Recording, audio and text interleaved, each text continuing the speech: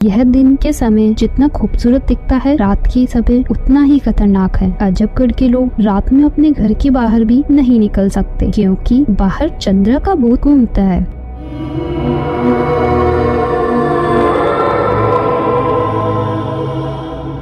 जो कोई भी रात को बाहर घूमता, चंद्रा उसे पकड़कर अपने साथ ले जाती और पेड़ से उल्टा लटकाकर उसे मार देती। ऐसे ही अब तक चंद्रा ने बहुत लोगों को अपना शिकार बना लिया, इसलिए अब शाम के समय के बाद लोग अपने घरों के बाहर नहीं निकलते। इस बात से अनजान मोटू अपने गांव अजबगढ़ आया था अपने पुराने घर को बेचने के लिए। तो उस रास्ते में उसके पड़ोस के काका मिलते हैं, तो मोटू उनसे बोलता है, अरे रामू काका, क्या हाल है आपके? तबीयत पानी सही है आपकी? फिर रामू काका बोलते हैं, मैं सही हूँ मोटू बेटा, तुम तो काफी बड़े हो गए, और बताओ तुम्हारा गांव आना कैसे हुआ?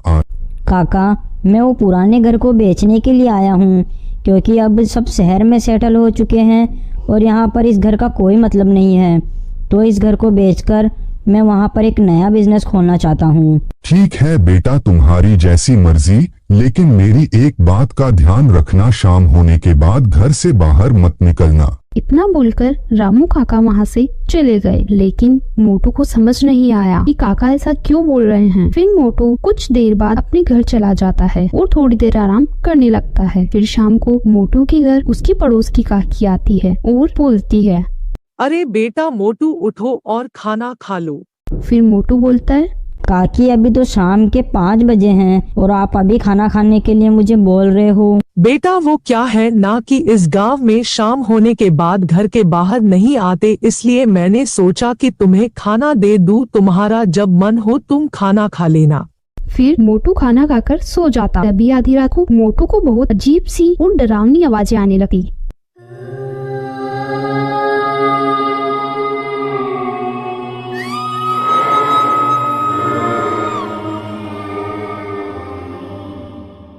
और मोटू आवाजों को सुनकर उठ जाता और थोड़ा डर जाता। फिर मोटू उठकर घर के बाहर देखता है। बाहर का नजारा देखकर उसकी आंखें फटी की फटी रह जाती है। तभी मोटू के सामने एक चुड़ैल आ जाती है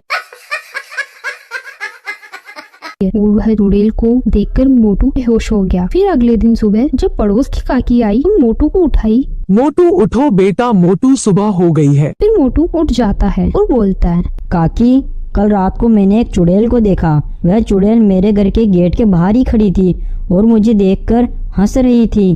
काकी, वो चुड़ैल कौन थी? फिर काकी बोलती है, बेटा वो चंद्रा थी, उसकी किस्मत ने उसको चुड़ैल बना दिया। फिर मोटू की काकी मोटू को पूरी कहानी बताने लगती है कि इस गांव में चंद्रा और पतलू दोनों एक दूसरे से बहुत प्यार करते थे और वो दोनों गांव के बाहर अक्सर मिला करते थे और उन दोनों ने अपने परिवार वालों को भी शादी के लिए मना लिया था। तो एक दिन चंद्रा ऐसे ही पतलू से बोल रही थी, पतलू, अब तो अपने घर वाले भी शादी के लिए मान गए, अब अपनी जल्दी ही शादी होने वाली है। फिर पतलू बोलता है, हाँ, लेकिन तुम्हारे पापा की एक शर्त भी तो पूरी करनी है। वह चाहते हैं कि मैं महीने का 20,000 रुपए कमाऊं, लेकिन मेरी अभी तनख्वाह केवल 15,000 है।